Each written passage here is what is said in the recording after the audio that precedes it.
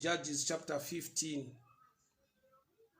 Judges chapter 15 from verse 9. Judges chapter 15 from verse 9, and I'll read. The Philistines went up and camped in Judah, spreading out nearly. The men of Judah asked, "Why have you come to fight us?" "We have come to take prisoner, Samson prisoner," they answered, "to do to him as he did to us." Then 3,000 men from Judah went down to the camp in the rock of Etam and said to Samson, "Don't you realize that the Philistines are rulers over us? What have you done to us?" He answered, "I merely did to them what they did to me." They said to him, "We have come to tie you up and hand you over to the Philistines." We have come to tie you up and to hand you over to the Philistines. Father, we thank you for such a time to hear your word. Speak to us, instruct us, correct us, and empower us for the glory of your name. In Jesus' mighty name I pray. Amen and amen. Nyayandi nayo mangwanani ano, maybe I will title this one, The Power of the Mind. The Power of the Mind.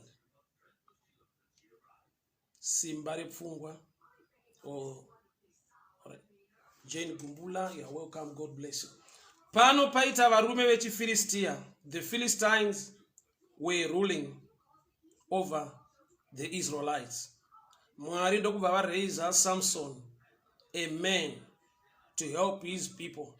Mwari vareisa Samson to redeem his people. Mwari vareisa Samson to deliver his own people from the hands of the Philistines.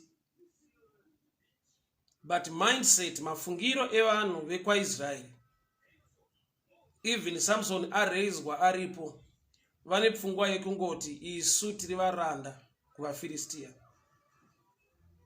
So chakaitika now, the Philistines pavakauya havana kuuya direct kuzoataka Samson, asi vaPhilistia vakauya ndokubva vaisa, they spread their camp. They camped in Judah. Vari panzvimbo yeJudha vavaka matende avo. The people of Israel came and asked them, kuti ko mauya here kuzorwa nesu? VaPhilistia ndokubva vatsanangura vachiti, tauya kuzotora Samson kuti ave muranda. We have come to take Samson prisoner. Varume ava ndokubva vasimuka kwakuenda kunda Samson. Bible rati 3,000 men from Judah went up to Samson at the rock of Etam. Ndokubva vandotaura naye vakati, "Don't you know that the Philistines rule over us?" Hauziva here kuti vaPhilistia vanotonga pamusoro pedu, kana kuti tiri varanda kuvaPhilistia. I want to show you a picture yekuti enemy yauya kuzoataka, but hama dzaSamson ivo vacho vakadanirwa Samson naMwari kuti vabatsirwe vadzikinurwe. They still have the mind yekuti isu tiri varanda kuvaPhilistia. They don't have the mind to fight back. Havana pfungwa yekuti Mwari unotirwira. Havana pfungwa yekuti let us fight back tibude muuranda. Vanga va at a stage yekuti vakapa a welcome such a mind yekuti isu tiri varanda. Vanga va pa stage yekugamuchira uranda. Vanga va nekutenda mavari kuti hatina zvatingaite, we cannot fight back, we cannot resist this. We are servants or slaves to the Philistines. Mindset iyoyo became so dangerous to an extent yekuti enemy payakauya ichida kuataka Samson, yakawana futi help kubva kuhama dzaSamson dzisina kuziva, dzisina pfungwa yekunzwisisa kuti Mwari ari kuda kuvabatsira by raising Samson. The Philistines havana kuya direct to attack Samson. The Philistines vakauya ndokubva vangovaka matende avo. They camped at Lay. They camped in the valley of Judah. VaPhilistia vangokempa vagara ipapo. Vakawana help, backup from the people of Judah, the men of Israel. Vakaenda kunda Samson, vakandomusunga. Vakaenda kunda Samson vakati, "We have come to tie you. We have come to tie you up and hand you over to the Philistines, which means the enemy yane back up kubva kurudzi rwakaJudha against Samson. Izvozvo ufunge hama yangu muupenyu zvinoitika. Tine makuriro atakaita, tine marererwo atakaitwa, tine information dzatakura tichiudzwa tichinzwa, zvekuti zvimwe zvacho takazvigamuchira zvikava part and parcel of our lives, to an extent yekuti nyangwe rikaparidzwa, nyangwe shoko raMwari rikauya rikati unobuda musituation iyi, Mwari vanokuridhima, favor yaMwari iriko, upenyu hwako hunochinja, gamuchira Jesu, ita zvakati. Munhu anonzwa sekunge inyaya dzekungotaura, it's a church thing, haagone kuzvigamuchira. Why? Nekuda kwekuti tine midzi yakakura. We are so much rooted mupfungwa yekuti we won't go anywhere. We are so much rooted mupfungwa yekuti handina chandinogona, handina hama, handina anondifarira, ndiri muAfrica, ndiri kuZimbabwe, upenyu hwakaoma, handina kufunda, handina kudii. Information idzodzo is inenge picture yevarume vekwaJudha vari within your mind. Saka pese panouya chakanaka, panouya help, panouya favor, panouya shoko raMwari, unonzwa sekunge handizvo, nekuda kwekuti already mauri magara muine mashoko awakatenda ukagamuchira. Iwayo akasimba, akapinda nenguva yakareba, aunonzwa kuti ina handina kwandinoenda, handina chandinogona, handina hama, handina mari, handina vanhu vanondiziva, ende kwandiri kwacho zvakangodai zvikadai. Kuti munhu ane information inenge varume vekwaJudha vari against their own. Kuza pane nguva yekuti munhu anovengwa nevanhu kuti zvinhu zvisaendeke, kugoita nguva yekuti munhu ane a poor mindset yekuti despite kuti pane kuvengwa kana kusavengwa outside, inside iye pachake is the one fighting himself. I'm sorry, ne poor network kuna Sister Evangelist Gatawa. I don't know to some kana ndiri kunzwika zvakanaka, so I will continue. Just let me know if you can hear me clearly. Just let me know if you can hear me clearly. Okay, so maybe it's that side yekukuwait in a challenge.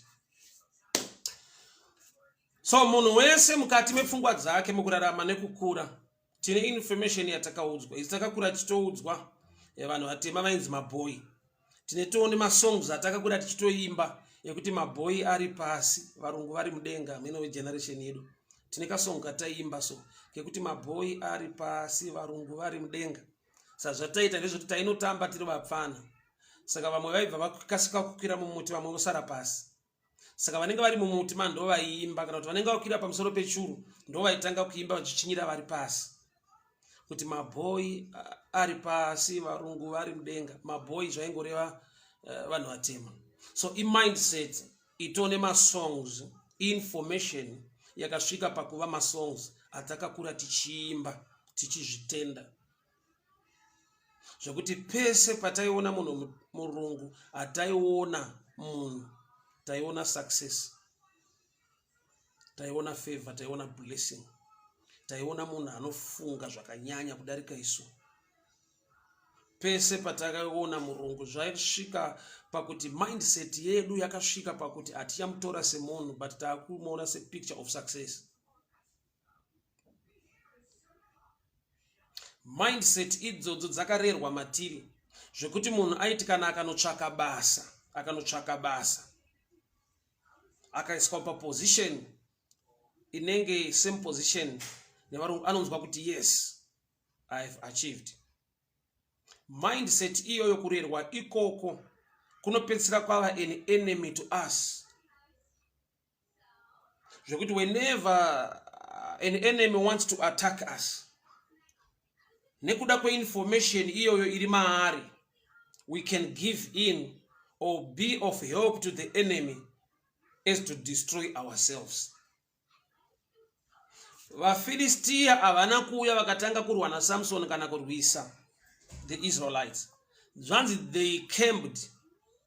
Kukemba hakusi kufaita. Kukemba kuvaka misasa, kuvaka matendi munzvimbo yekwaJudha. Varume vekwaJudha ndokubva vabvunza kuti mauya here kuzotirwisa zvamavakuvaka matendi. Zvikanzi aiwa munhu watiri kuda ndiSamson. Instead yekuti hama dzaSamson, the men from Judah, vaende kunoita backup naSamson as to stand against the Philistines, vakaenda kuna Samson vakamupa statement yekuti, don't you know that the Philistines rule over us? Don't you know that the Philistines rule over us? Auzive here kuti vaFilistia vagara vanotonga pamusoro peupenyu hwedu. I'll give you this example. Zvinoitika ndofunga vamwe vakakurira kuno kuAfrica, you can relate with me. Kunonzi kudhibha, kunoenda kunodhibhiswa mombe. Mombe inofamba zvakanaka uchibva nayo zvichida kumaraini mumusha kana kumatanga muchienda nayo kudhibha. But kana masvika padhibha, ukaenda padhibha unosvika chikava dzichirira, mombe dzichirohwa dzichitinhwa kuti dzipinde dzinotiva. Nyaya haisi pafiye yekupinda mumvura, but pane zvinoitika pamombe nekuti mombe inenge ine zvikwekwe, ine matics. So munhu wemushonga wedhibha, ukanzwikwa nezvikwekwe nematics, zvikwekwe hazvichakasika, hazvigone kukasika kudzika kubva pamombe kana kuzvikatanura kuti zviende. But zvinotoziva kuti nzvimbo yatauya, we are going to die. Tisi tichasara pano, tisi tichafa kana mombe yativa. Sa zvikwekwe zvazvinoita zvinongoramba zvakaruma.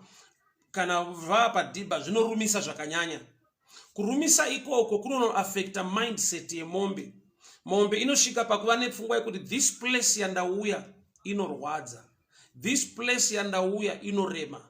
This place yandauya yauya kukanganisa upenyu hwangu, yandipa so much pain. Sa mombe ndopa inotena yoita sekunge yakuda kudzoka, yakuresista, yakuramba kupinda mudhibha. Zvimwe chete izvo zvakaita zvikwekwe kana kuti matics ndo zvakaita madhimoni kana kuti mweya yetsvina iri pamusoro peupenyu hwemumwe munhu.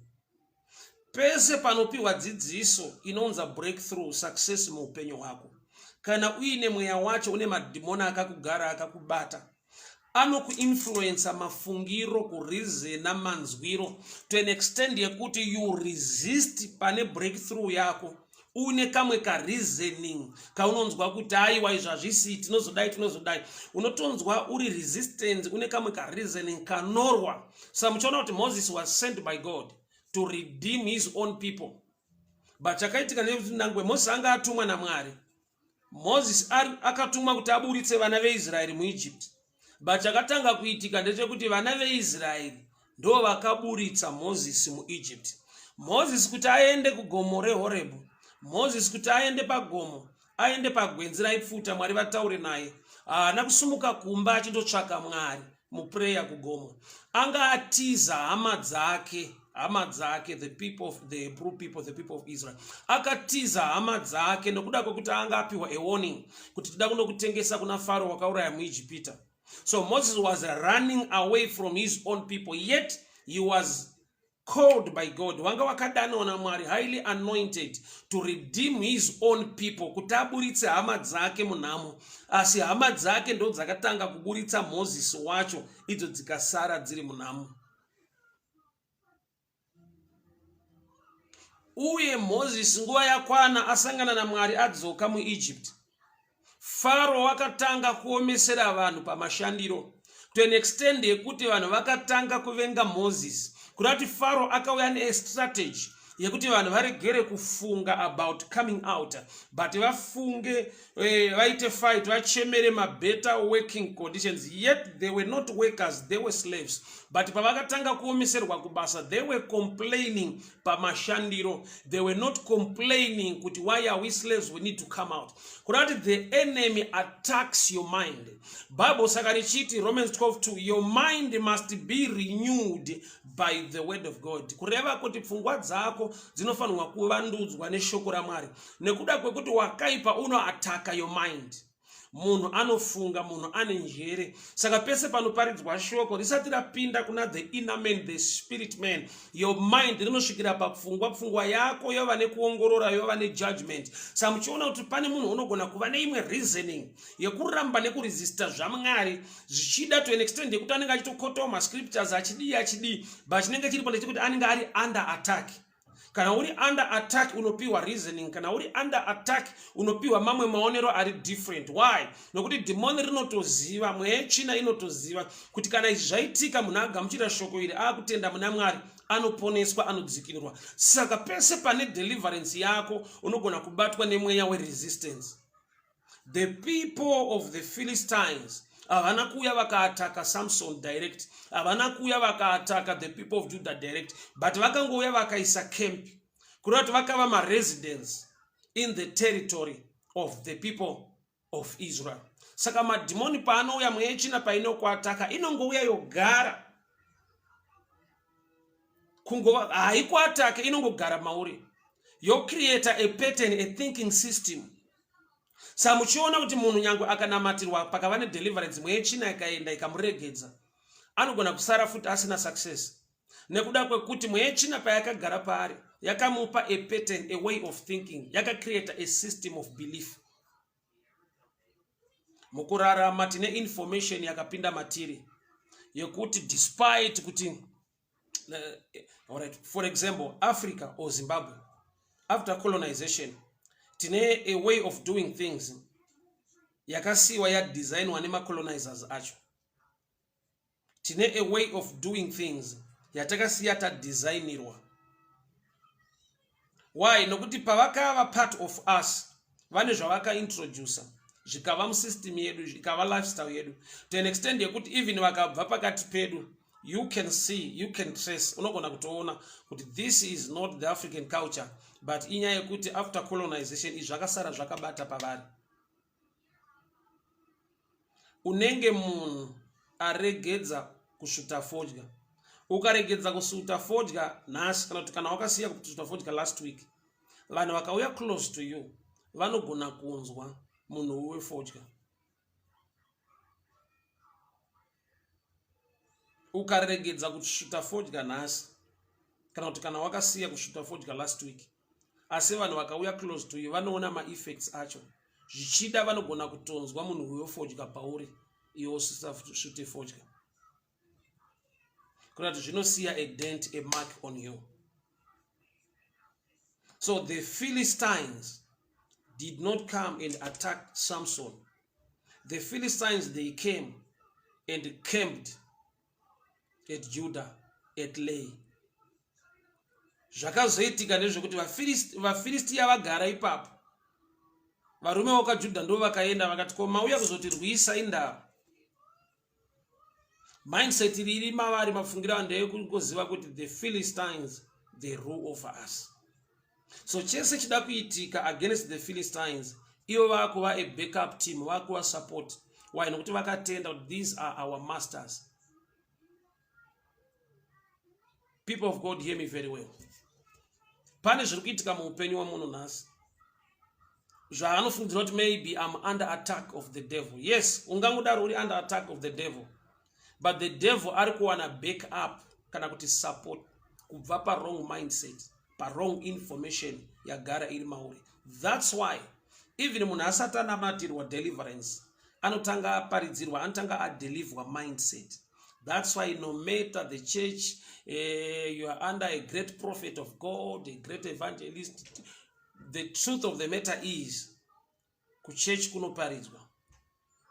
Sei kuchurch kuchiparidzwa, vanhu vasati vanamatirwa, vanhu vasati vaprofitwa, sei Bible richivhurwa, knowledge iri kuimpatwa kuvanhu ndeyekugadzirisa mindset. Why? Because danger iripo ndeyekuva ne a wrong mindset even after deliverance.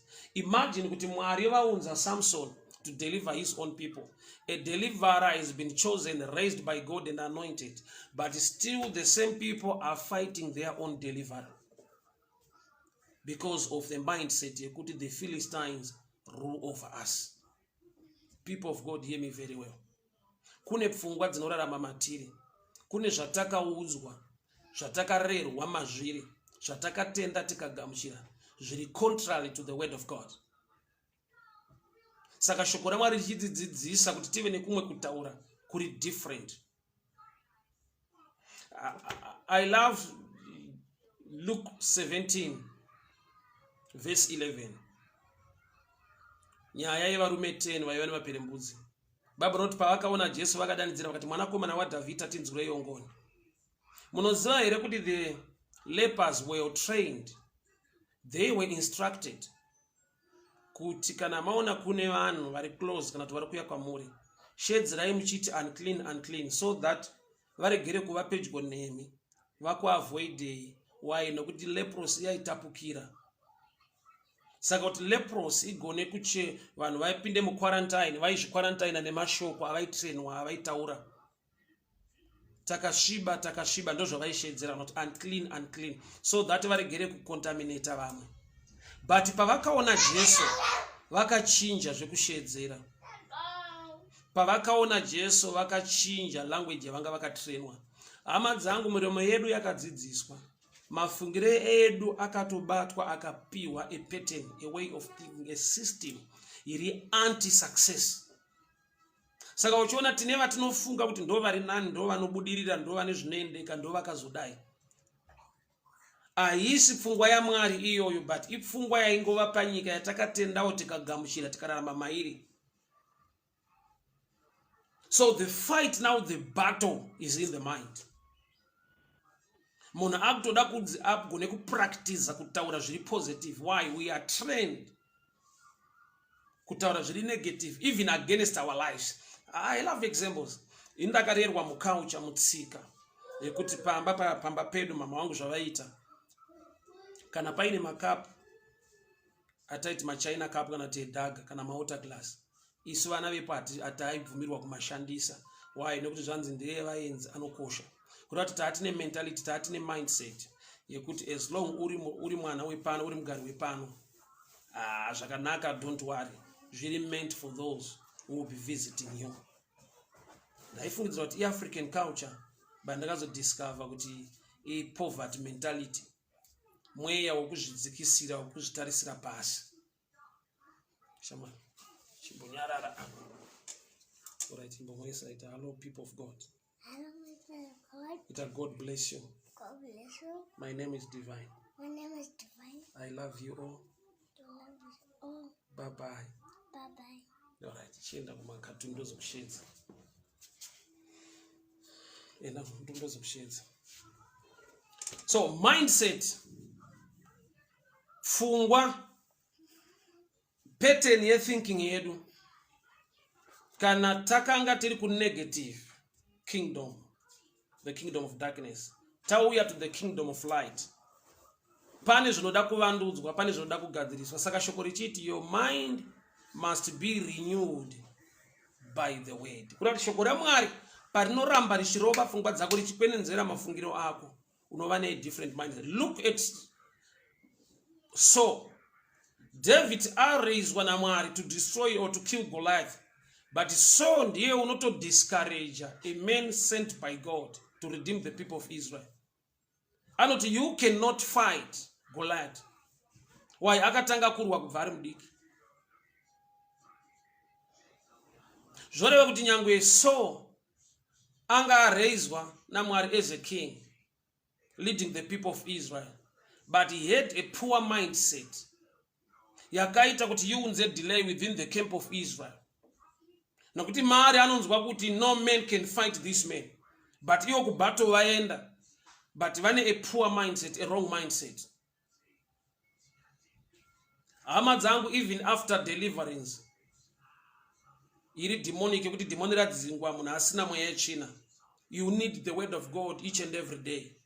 Why? Kuti shoko raMwari rigone kuvandudza mafungiro, nekuda kwekuti the enemy is taking advantage ye lack of information, kana kuti ye wrong information iri within you.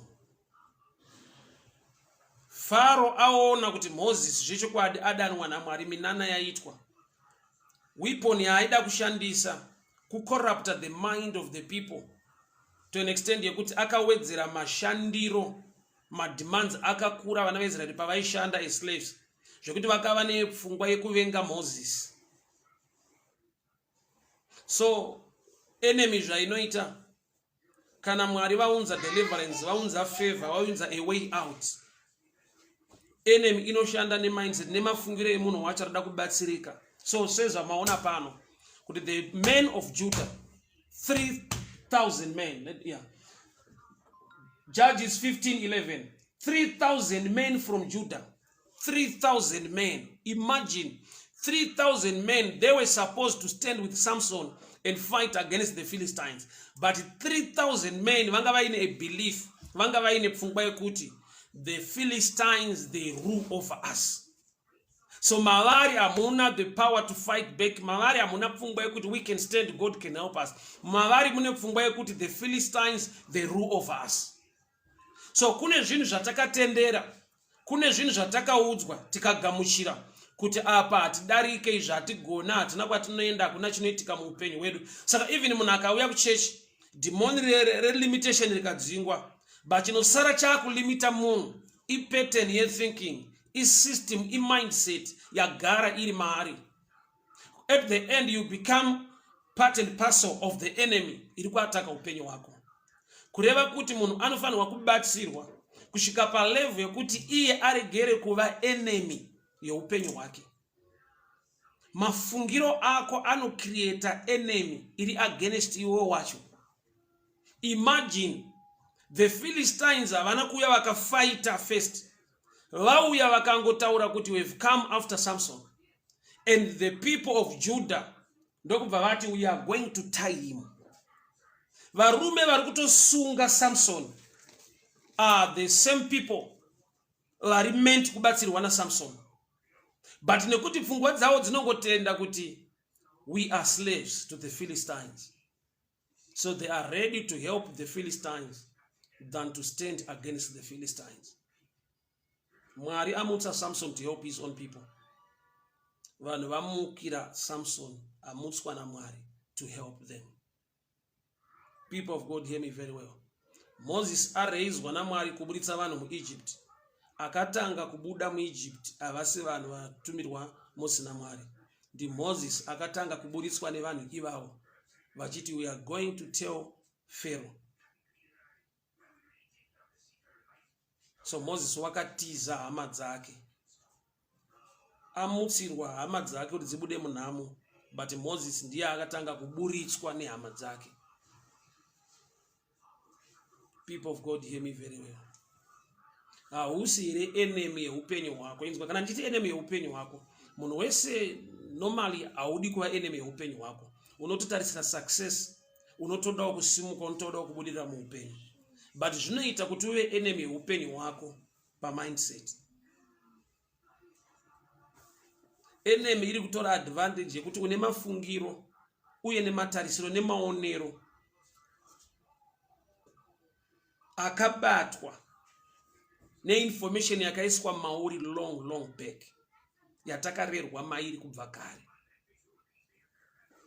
Information iri kufamily, iri kumhuri. Medically or scientifically kune impartation, kune zvirwere zvinoti zvikawanikwa mumunhu anobvunzwa kuti una tete vakamborwara ere BP, una baba ere vakamboita sugar, diabetes. Kune zvirwere zvinongopanana mumhuri. So mhuri nemhuri ine zvainotapudzirana, ine zvainopanana mukurarama. So besides kuti zvirwere nezvimwe zvi, kune information iriko, kune matauriro ari mudzimhuri. Mumwe ari mumhuri yaakaudzwa kunzi hai mamudirira, hamuna zvamunoita, hamuna zvamunokwanisa, vana vekwaba mukuru, vana vekwaba munini ndo vanozodai, mimi musha wenyu wakazodai. Information idzo ndo dzakatanga kuvamo asati ane information ya Kristu, asati aine zvokwadi ya Kristu inogona kumudzikinura.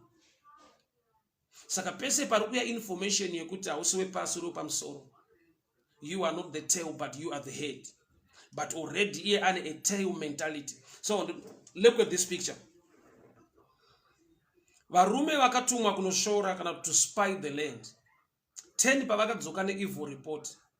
Yaiva evil pakuti vakaisa maonero avo, havana kuisa pfungwa yaMwari on the table. Vakadzoka vakati isu tinenge hwiza against the Amalekites. Havana kubvunza maAmalekites acho kuti munotoonawo sei, but ivo ndo vakangoconcluda vakauya nepfungwa iyoyo yokuti we are just like grasshoppers in their sight. Saka chinoita kuti itonzi evil report kubvisa umwari, kubvisa maonero aMwari, kubvisa pfungwa yaMwari, voisa maonero avo nemafungiro avo. and God was not happy with them. Because ukava nemaonero ayo nemafungiro ayo, you become part ye-enemy. Instead yekuresista nekufighta, unotanga kuzvirwisa. You open a big door for the enemy to attack you. Saka shoko raMwari parinouya kwatiri, rinouya kuti tive nemafungiro matsva. Your mind must be renewed by the word. Kwete removed, renewed. Kuvandudzwa, renewal. Which means pattern, system yethinking yagara irimo, iri dangerous to you. Why? Nokuti already mindset yedu naturally isina shoko raMwari. Tine zvatakafeedwa, tine information yatinorarama mairi yakazara matiri. Hatina kwatinoenda, hatina chatinogona, hatina hama, hatina notibatsira, hatina. Yeti shoko raMwari rikuti iye Jesu wacho, he sticks closer than a brother, than a friend. Iye anoti, I will neither leave you nor forsake you. Hama dzinokusiya, vanhu vanokuvenga, vanhu vanokurejecta. But iye anoti kana avhura musuwo hakuna ungavhara. So mindset yako ikava pana Mwari, ikava pana Kristu, unenge wakuzvinzwa mauri, uchipupura nemuromo wako, kuti I am not the tail, I am the head. Nyangwe kumuri kwedu, nyangwe mudzinzare kwedu, nyangwe maonero yavanhu achindiita wepasi asina kwaanogona nekwaanoenda, I am not the tail, but I am the head.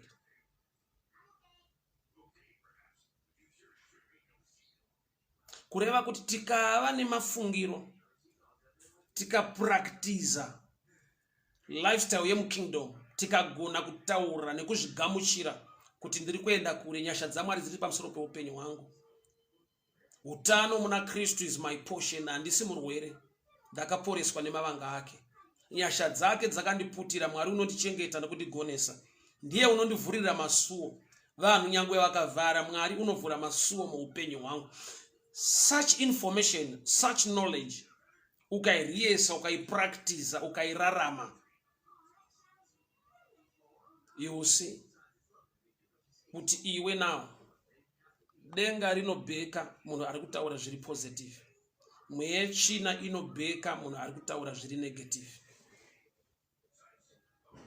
Denga rinokubheka, vatumwa they are there, angels are there, but chinomotivate nekumuvha ma-angels for your good, for your better, is when you speak the word, or when you speak a positive mind of God concerning your life. Madimoni anoresponda quickly ku negative statement ya unotaura nokuti ari ku negative world.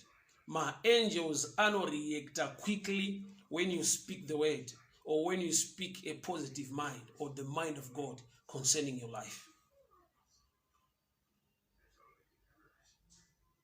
So the battle is in the mind.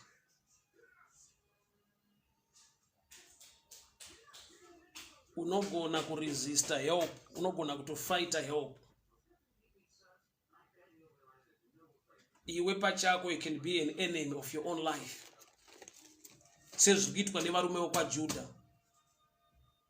They came and told Samson that, don't you know that we are slaves, or that the Philistines, they rule over us? Hauzvizive here kuti vaFilistia vanotonga pamusoro pedu? Anozviziva, but chiri kuzikanwa nepfungwa yaMwari chii muna Samson? That it's over now. Samson uri kuziva kuti nguva yevaFilistia pavaitonga pamusoro pedu yakapfuura ikadarika. Mwari vandiraisa to defend you and to help my own people. So shoko randoda kukusira mudikani mangwanani ano nderekuti, don't be an enemy to your own life. Usaite sevarume vokwaJudha vanotsvaka rope dzekunosunga Samson. Vari kutadza kusunga vaFilistia, but vane rope 3,000 men. Imagine 3,000 men, varume chaivo, but they've given up. They are sold out to the Philistines. Havana kutombofaitwa, Iyo ndo wangu wane pfungwa yekuti we need to help you to tie Samson tukupei kwa muri. 3,000 men of Judah were against their own deliverer. A poor mindset yaiva maari yekuti don't you know that the Philistines rule over us. So pane nguva yekuti shoko richiparidzwa Mwari vachitaura muupenyu wako, pane zvinongosimuka pfungwa inongomuka mauri inokuudza kuti don't you know kuti iwe hausiriwo uri kurehwa, iri shoko harisi rako. Kune pfungwa inouya mauri shoko richiparidzwa kunzi unoenda kure, onzi tarisa upenyu hwako, tarisa maramiriro ako, tarisa kwawakabva, tarisa mafundiro ako, tarisa kushaya hama kwako, iri shoko harisi rako, hausiriwo uri kurehwa. Such a mind inoda kufaitwa. I'll give you this example, then we pray. Mwari mushoko ravo vakati, let the birds fly. Let the birds fly. That was a word of deliverance, a word of command. Let the birds fly. But till today, ostrich doesn't fly. Ostrich iri mu group rebirds. Ishiri inokandira mazai, ine manenga, ine mapapiro. Mwari pavakati let the birds fly, vaitaura birds including ostrich. Somebody over and said, but the ostrich is too heavy. Ostrich ingadarike ndege. Ndege inogona kutakura ostrich 1,000 ikaburuka. Yet ostrich wana rikutadza kuburuka. Iwo Mwari vakati let the birds fly. The mystery iripo pa ostrich iri simple. Uchingotarisa ostrich, it's so big. Yobva yataka small head, long neck. Kurati shoko parakataurwa wanzi let the birds fly. Mentality, mindset, pfungwa dzeostrich diki nemutsipa wakareba. Ostrich yakagona kutena musoro nemutsipa wakareba, ikatarisa dumbu, ikatarisa mazikumbu, ikakonkluda ichiti ndofunga vari kurehwa ndevamwe vari nani vasina much weight. Ostrich yakaresista shoko iri nekuzvitarisa. Bible richiti we must look unto Jesus, author and finisher of our faith. Kureva kuti tikatarisa patiri tinogona kuzvirwisa. Ndikati unosimuka unobudirira ukatarisa macertificate ako, ukatarisa kushaya hama kwako, ukatarisa upenyu hwako, unogona kuti ndofunga vamwe ndo vari kunzarwa. Usazvitarisa, tarisa kwaari. He is able kugona nembiri yaMwari neunyanzvi hwake. Ndewe kugonesa iwe unonza ugone, ndewe kusumudza iwe unonza usumuke. Ndo pane unyanzvi nekugona kwaMwari. Believe his word, trust his word. Shoko rinokusaraunda mentality ne mindset dzemu community nemarererwo ako haisi nyaya. You are a new creature, you belong to him. Father, we thank you. Father, we thank you. Father, we worship you. We glorify your name. Mwari tipewo ukama neshoko renyu. Tigone kurava shoko renyu uye rivandudze mafungiro edu. Father, we thank you for your word.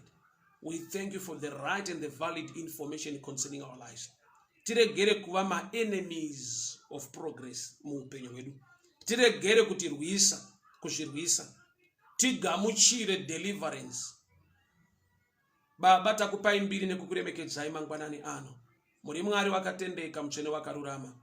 I pray over the viewers. Nzara nenyota yekunzwa shoko renyu rinova iro rinovandudza nekugadzirisa pfungwa dzedu. Tiregere kuva nemufungo wakaipa, mufungo unotirwisa isu pachedu, like the men of Judah vanomira against Samson. Baba ndanamata, tipeiwo ushingi nekunzwisa nekuziva saSamson to stand and deliver his own people. Mumwe nemumwe Mwari muiteyo a Samson to his generation, a Samson to her family. Zvese zvakasunga mumhuri, pfungwa dzekunzi hatina kwatinoenda, hatina zvatinogona, vana venyu ava Mwari, I pray over the viewers, use them Lord to be an answer to their families, to their generations, to their nations, in the mighty name of Jesus.